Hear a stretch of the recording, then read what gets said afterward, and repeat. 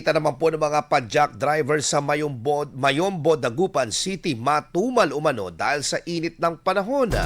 Para sa detalye kasama natin Idol Kate Dispo. 104.7 IFM Report.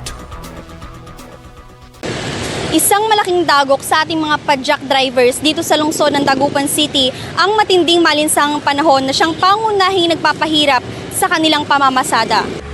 Tiyagaan, ito ang tanging salitang ibinahagi ni Tatay Robert, isang padjak driver, kaugnay ng matumal na pasada bunsod ng malinsangang panahon at kakulangan ng kita.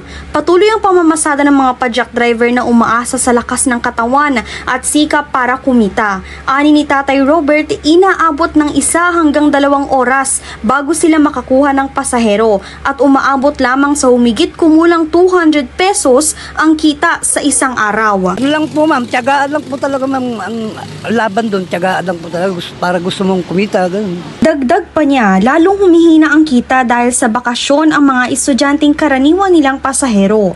Mas lumalakas lamang ang pasada kapag umuulan o may baha. Karaniwan ding inaabangan ang dagsa ng pasahero tuwing alas 5 hanggang alas 6 ng hapon sa kanilang ruta sa Barangay Mayombo sapagkat doon lamang umano sila nakakakuha ng mga pasahero. Ayon sa DOST Pag-asa, itinaas ang ENSO alert dahil sa banta ng El Nino na inaasahang magdudulot ng matinding tagtuyot sa mga susunod na buwan. Sa kabila ng hirap, hindi umano nila iiwan ang kanilang kabuhayan dahil sa hirap ng pamumuhay, tiyaga at pamamasada ang kanilang kaagapay.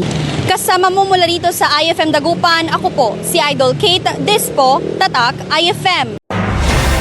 IFM News. IFM News. IFM.